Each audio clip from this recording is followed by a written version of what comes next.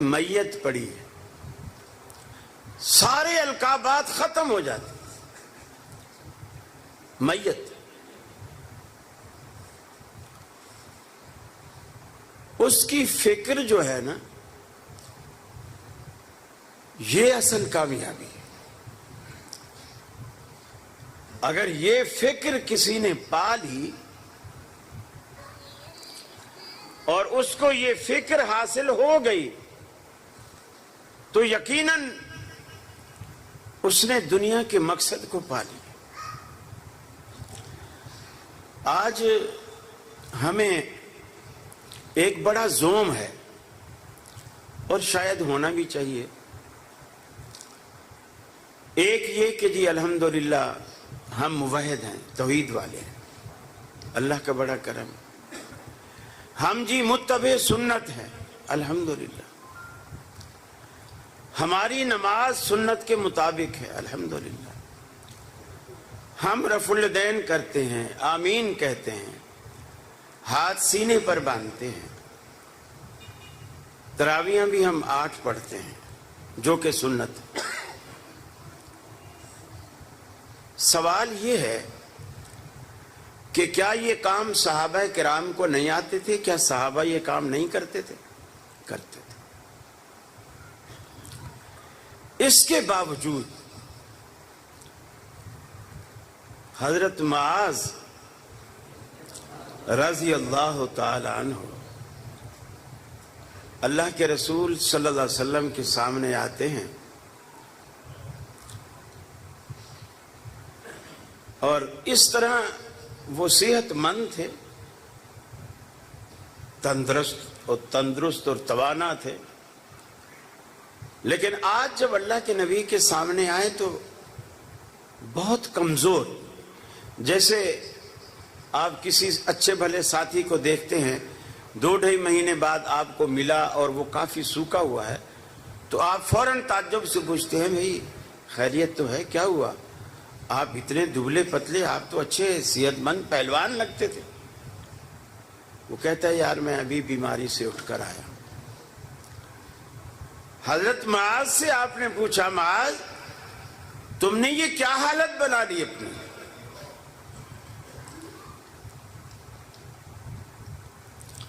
عرض کی اللہ کے رسول صلی اللہ علیہ وسلم میرے دل میں ایک سوال ہے اور وہ مجھے اندر ہی اندر گھن کی طرح کھا رہا ہے. حدیث کے الفاظ ہیں ہی اسکمتنی و امرضتنی و اسغنتنی. وہ ایسا سوال ہے جس نے مجھے بوجھل کر دیا ہے، بیمار کر دیا ہے، مجھے بوڑھا کر دیا.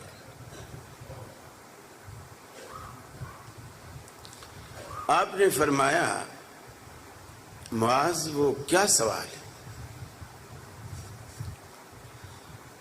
کہا اللہ کے رسول بار بار سوچتا ہوں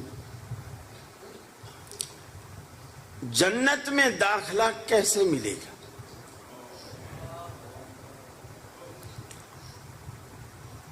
دلنی علی عمل اذا عملتہ دخلت الجنہ.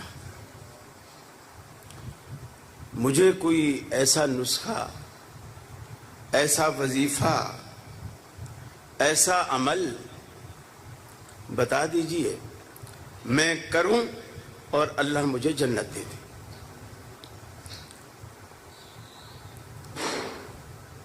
وہ صحابی رسول جو اللہ کے رسول سے محبت کرتا ہے اور اللہ کا رسول اس سے محبت کرتا ہے.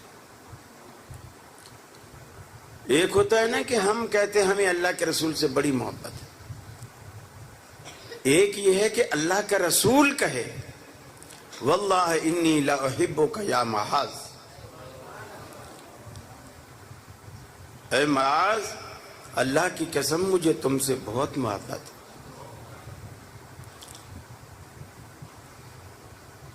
ایسے بندے کی نجات میں کوئی شک ہے؟ لیکن پھر بھی پریشان ہے جنت کیسے ملے گی. اہل حدیثوں صرف رفع الیدین نجات کا باعث نہیں ہے، یہ ذہن میں رکھو. آپ کو زندگیاں بدلنی پڑیں گی. رفع الیدین تو حضرت معاذ بھی کرتا ہے، ہاتھ سینے پر باندھتے، آمین اونچی کہتے. آپ کی محمدی مسجد میں وہ نماز نہیں پڑھتے، مسجد نبوی میں نماز پڑھتے. میری اور آپ کی امامت پہ نماز نہیں پڑھتے، اللہ کے رسول کی امامت پہ نماز پڑھتے. پھر بھی پریشان ہے جنت کیسے ملے گی. اور ہم اس لیے خوش ہیں کہ چونکہ ہم اہل حدیث ہیں، لہذا جنت پہ جانے سے ہمیں کوئی روک ہی نہیں سکتا. حضرت سعد رضی اللہ تعالی عنہ اتنے جلیل القدر صحابی ہیں، جس دن فوت ہوتے ہیں نا، اس دن اللہ کے حبیب نے صحابہ کرام کو 4 باتیں کی. پہلی بات یہ کی کہ سعد جب فوت ہوا، فرشتہ اس کی روح کو نکال کے گیا، تحرک لہ العرش، اللہ کا عرش جنبش میں آیا.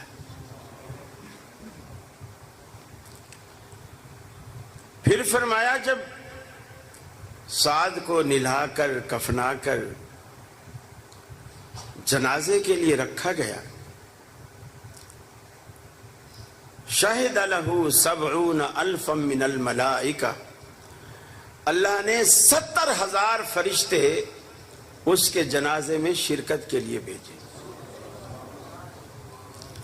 حالانکہ اللہ کے رسول فرماتے ہیں کسی موحد کے جنازے میں 40 موحد بھی شرکت کر کے اس کی بخشش کی دعا کریں تو اللہ تعالیٰ اس میت کو بخش دیتا ہے. سعد کے جنازے میں اور فرشتوں میں کوئی مشرک فرشتہ نہیں ہے، سارے موحد. اور آپ نے فرمایا شاہد لہ 70,000 من الملائکہ، 70,000 فرشتہ اس کے جنازے میں شرکت کے لیے آئے. تیسری بات، سعد چونکہ بہت بھاری بھرکم تھے، اور جب بھاری بھرکم کو بندہ اٹھاتا ہے تو اس کے جسم کی کیفیت ہر چیز الگ ہوتی. مثلا میں نے گلاس اٹھایا، آرام سے اٹھا لیا. اب یہاں کوئی 40 کلو کی بوری پڑی ہوئی ہو اور مجھے کوئی کہے اس کو اٹھاؤ، تو میں ایسے نہیں اٹھاؤں گا جیسے میں نے گلاس اٹھایا ہے. ظاہر بات ہے اس کے لیے میں زور بھی لگاؤں گا، میرے چہرے کی کیفیت آثار سب بدل جائیں گے. صحابہ کہتے ہیں ہم نے جب سعد چونکہ موٹے تھے، ہم نے یہ سوچ کے اٹھایا کہ تو کافی زور لگے گا تو چارپائی اٹھے گی نا، تو ہم نے اس حساب سے زور لگایا، چارپائی کو اٹھایا. لیکن جب اٹھایا تو ایسے لگا جیسے چارپائی میں میت ہو ہی نہ، چارپائی خالی ہو. وزن ہی نہیں ہے سعد کا. ہم نے اللہ کے رسول سے پوچھا سعد کا وزن کہاں گیا؟ آپ نے فرمایا در حقیقت بظاہر تم نے اسے کندھا دے رکھا تھا، حقیقت میں اسے فرشتوں نے اٹھا رکھا. تمہارے کندھوں پر اس کا بوجھ ہی نہیں تھا. چوتھی بات جو سب سے زیادہ حیران کن ہے اور ہمارے لیے سبق اور عبرت کا باعث ہے، وہ یہ ہے کہ صحابہ کہتے ہیں اللہ کے نبی نے جنازہ پڑھانے کے بعد سعد کی میت کو جب قبر میں اتار دیا، ہم نے مٹی ڈال دی، قبر بند ہو گئی. اور اللہ کے رسول کی سنت تھی کہ آپ واپس لوٹنے سے پہلے وہاں کھڑے ہو کر میت کے لیے دعا کرتے، اور حکم بھی ہے کہ اس وقت وہ مسئولیت کا وقت ہوتا ہے، کرامن کاتبین منکر نکیر یہ قبر میں داخل ہوتے ہیں، اور اس سے 3 سوال جو عام من ربوں کا، من نبیوں کا، ما دینوں کا، یہ 3 سوال اس سے کرتے ہیں. تو اس وقت بھائی کے لیے ثابت قدمی کی دعا کیا کریں. فرماتے ہیں کہ یہاں عجیب بات ہم نے یہ دیکھی کہ جنازے کے بعد، تدفین کے بعد جب اللہ کے رسول نے دعا کی، اتنی طویل دعا کی، اتنی طویل دعا کی کہ ہم حیران تھے. ایک بندے کی وفات پر اللہ کا عرش حرکت میں آیا، 70,000 فرشتوں نے اس کے جنازے میں شرکت کی، اس کے جنازوں کو فرشتوں نے اس کے جنازے کو کندھا دیا. گویا وہ تو بخشایا ہے، اس کے لیے اتنی لمبی دعا کرنے کی کیا ضرورت ہے؟ حیران کن بات یہ تھی. حدیث میں آتا ہے جب صحابہ نے اللہ کے رسول سے یہ سوال کیا، آپ نے فرمایا جب ہم نے سعد کو قبر میں اتار دیا، میت قبر کے اندر جاتے ہی فرمایا قضایت علیہ قبرہ، سعد کی قبر اس پر بھیج گئی، تنگ ہو گئی. اور بہقی کی روایت ہے کہ تنگ ہو کر سعد کی میت ایسی ہو گئی، وہ جو دکھنے میں پہلوان تھا، میت ایسی ہو گئی حتی سار کشار، جیسے سر کا کوئی بال ہوتا. پھر میں دعا کرتا رہا اللہ سے، دعا کرتا رہا حتی فرج عنہ، یہاں تک کہ اللہ نے سعد کی قبر کو کھول دی. میری دعا کے نتیجے میں صرف رفع الیدین پر نازا نہ ہوا کیجیے، بہت عمل ہیں دنیا میں، اور پکڑے جانے کے لیے بھی اللہ کے پاس بہت مواقع ہیں. کس بات پہ اللہ ناراض ہوتا ہے کسی کو پتہ نہیں ہے. بہت باتیں ایسی ہوتی ہیں جن کو ہم معمولی جانتے ہیں، اور ہم اللہ کو ناراض کر بیٹھتے ہیں، ہمیں پتہ ہی نہیں ہوتا.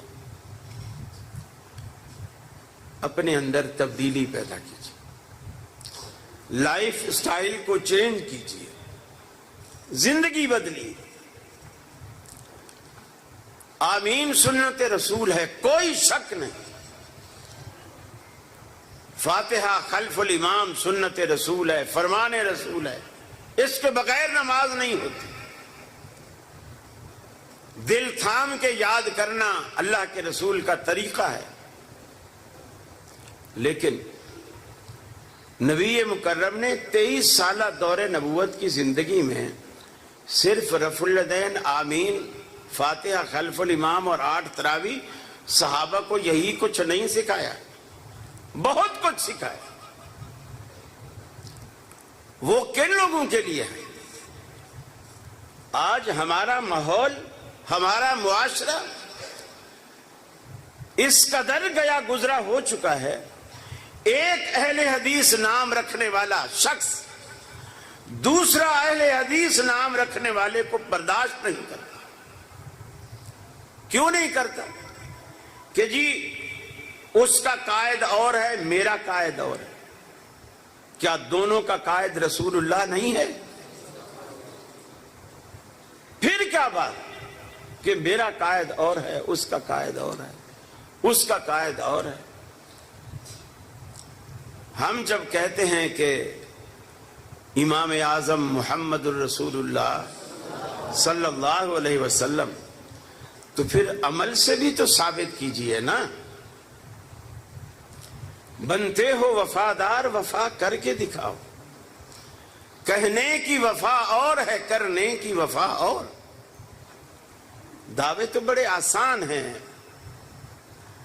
اہل حدیث ہونا بھی بہت مشکل ہے، کہلوانا آسان، ہونا بہت مشکل۔ اب آپ دیکھیں اللہ کے حبیب مسجد میں تشریف فرما ہے صلی اللہ علیہ وسلم، ایک شخص آیا، اس نے کہا آپ پہ محمد صلی اللہ علیہ وسلم کون ہے؟ آپ نے کہا میں محمد صلی اللہ علیہ وسلم۔ اب اس نے دوسرا سوال کیا، کیا آپ واقعی محمد ہیں؟ آپ نے فرمایا واقعی میرا نام محمد ہے۔ اس نے تیسری دفعہ کہا کیا آپ اللہ کی قسم کھا کر کہتے ہیں کہ آپ ہی محمد ہیں؟ آپ نے فرمایا واللہ انا محمد، اللہ کی قسم میں ہی محمد۔ اب یہ ہمارے امام کی بات ہے، ہمارا مزاج دیکھیں، اگر ہم سے کوئی پوچھے تو قاری خلیل ہے؟ جی لوگ مجھے ہی کہتے ہیں جی۔ اب وہ کہے نہ واقعی تو ہے، اب تھوڑا سا ہمارا بھی لہجہ بدلے گا، نہ تو کیا میں تیرے کو گواہ پیش کروں؟ پھر وہ پوچھے کہ تو قسم کھا کر کہتا ہے کہ تو ہی قاری خلیل ہے، اب ہماری زبان نہیں ہمارے ہاتھ جواب دیں گے۔ لیکن اللہ کے رسول صلی اللہ علیہ وسلم نے ایک لفظ نہیں بولا، وہ جو کہتا گیا پوچھتا گیا آپ بتاتے چلے، اسی طرح آپ نے جواب دیا۔ آپ ایک سفر میں ہیں اور ایک دیہاتی آدمی کسی سواری پر سوار تھا، دور سے اس نے آواز لگائی واہ محمدا، جیسے دیہاتوں میں لوگ کسی کو آواز لگاتے ہیں۔ آپ نے بھی اسی طرح ہاتھ اٹھا کر اس کو کہا واہ راجولا۔ حالانکہ منصب کے اعتبار سے دیکھا جائے تو دنیا میں کون ہے جو آپ کے منصب کا مقابلہ کرے؟ سنجیدگی کا آپ پہاڑ ہیں، متانت کا آپ پہاڑ ہیں، علم کا آپ پہاڑ ہیں، تقوی کا آپ پہاڑ ہیں، لیکن سادگی کا بھی آپ پہاڑ ہیں۔ یہ سادگی اپنے اندر پیدا کر، یہ سادگی پیدا کر۔ آپ نے 12 دفعہ لوگوں سے سنا ہوگا، مجھے یہ واقعہ حدیث میں تو نہیں مل سکا، سیرت کی کتابوں میں یہ واقعہ ملتا ہے کہ آپ ایک جگہ گئے، ایک بوڑھی خاتون کھڑی، آپ نے پوچھا اماں کیوں کھڑی؟ کہا بیٹا یہ گٹھڑی وزنی ہے، میں بوڑھی ہوں اٹھا نہیں سکتی، یہ سامنے بستی ہے وہاں مجھے جانا ہے۔ آپ نے گٹھڑی اٹھا لی اور کہا اماں میں چھوڑ دیتا ہوں، آپ ساتھ چل پڑی۔ آپ نے راستے میں پوچھا تو وہاں کیوں جا رہی ہے؟ کہا یہ مدینہ چھوڑ کے جا رہی ہوں اس بستی میں۔ مدینہ کیوں چھوڑ کے جا رہی ہے؟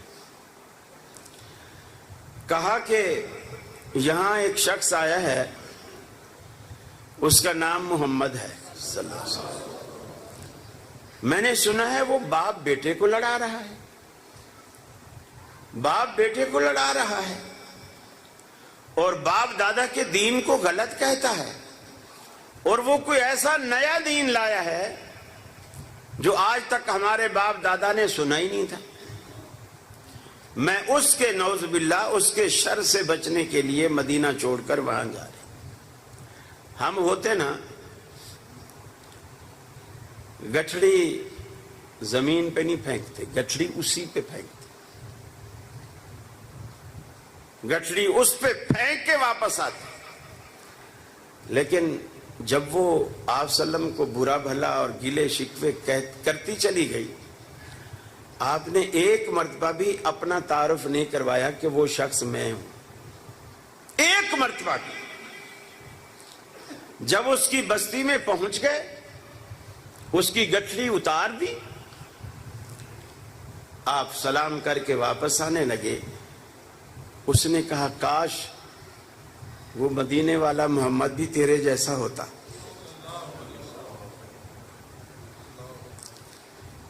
آپ نے فرمایا اماں میں وہی محمد ہوں. اہل حدیثوں یہ اخلاق پیدا کرو.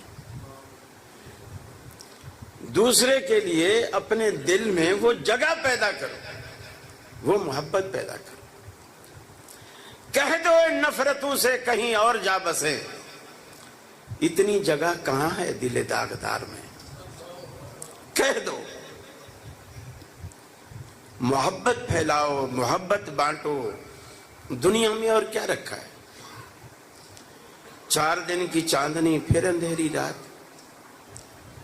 دنیا میں کچھ نہیں رکھا.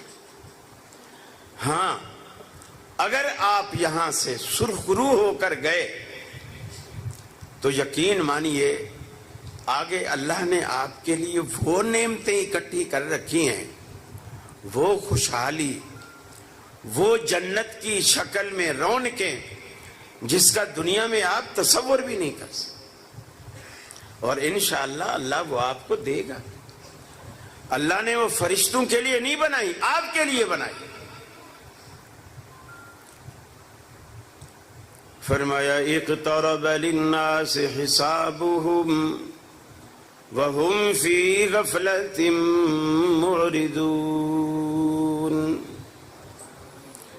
لوگوں کے حساب و کتاب کا وقت قریب آ گیا, لیکن لوگ ہیں کہ خواب غفلت میں پڑے ہوئے ہیں.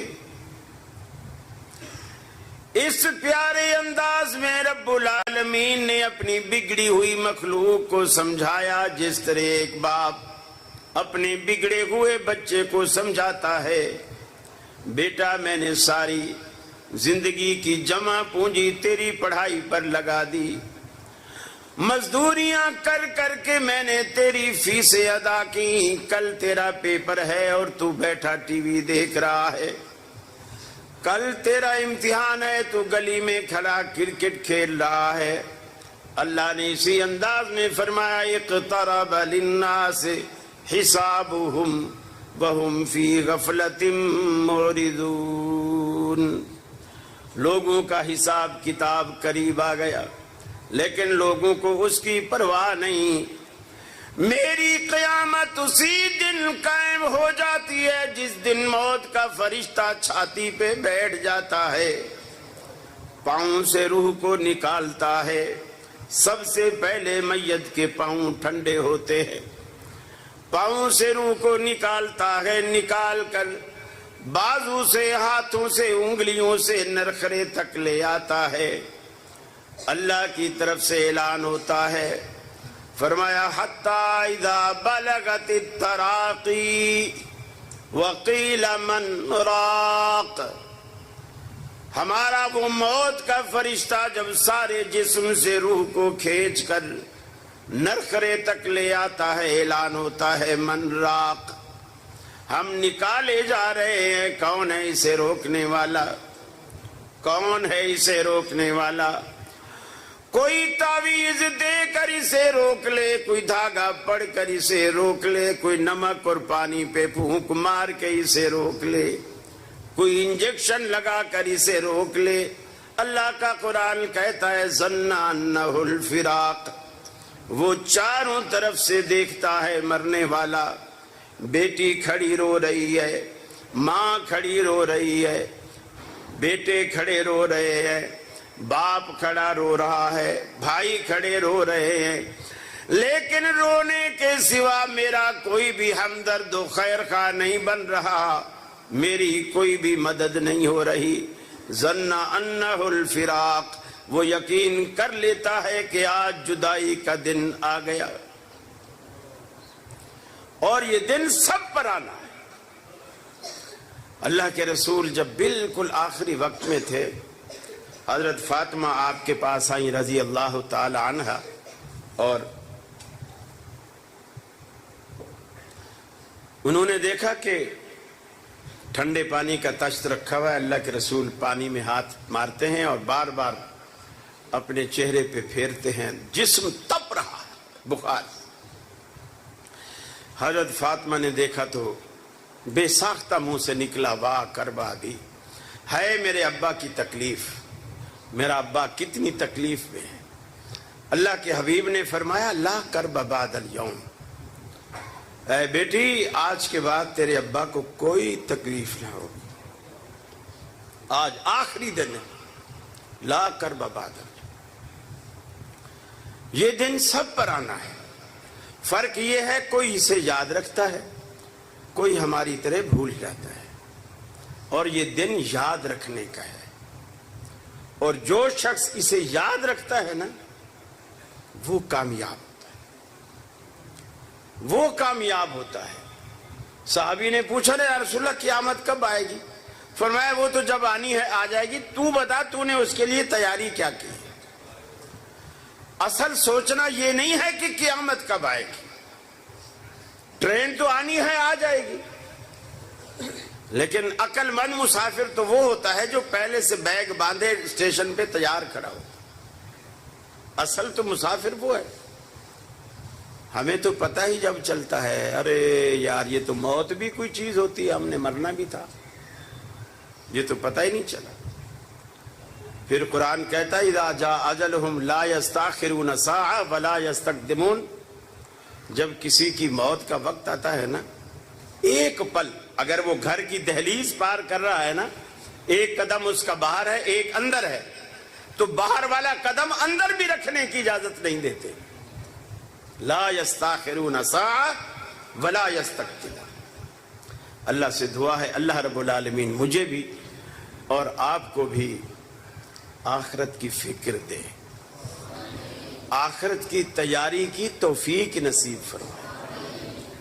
اہل حدیث صرف کہلوانے کی نہیں، اہل حدیث بننے کی توفیق عطا فرمائے، ہمارے اندر وہ اخلاق، وہ محبت، وہ پیار پیدا فرمائے جو اللہ رب العالمین نے صحابہ کرام کے دلوں میں آپس میں رکھا تھا۔ رحماء بینہم، آپس میں بالکل ایسے شیر و شکر، اور دشمن کے لیے سیسا پلائی دیوار، لیکن ہمارا معاملہ الٹ ہے، دشمنوں کے لیے شیر و شکر، اپنوں کے لیے سیسا پلائی دیوار۔ اس روش کو بدلی۔ آج حالانکہ آپ کی تکمیل قرآن کی مجلس تھی، مجھے اس حوالے سے کچھ باتیں کرنی چاہیے تھی لیکن میں نہیں کر سکا، چونکہ ابھی ایک مجلس آپ سے پہلے تھی ظہر کو، وہاں بھی اسی طرح کی مجلس تھی، یہی یونیفارم تھا، یہی اسی طرح کے رحمانیہ مسجد میں، اور وہاں میں نے اسی تکمیل قرآن کے حوالے سے طلباء کے ساتھ گفتگو کی، تو میں نے کہا یہاں تھوڑا موضوع چینج ہونا چاہیے۔ آج یہاں کچھ بڑے زیادہ نظر آ رہے ہیں تو میں نے کہا کچھ بڑوں کی باتیں ہو جائیں۔ بہرحال اللہ سے دعا ہے اللہ مجھے بھی اور آپ کو بھی عمل کی توفیق عطا فرمائے۔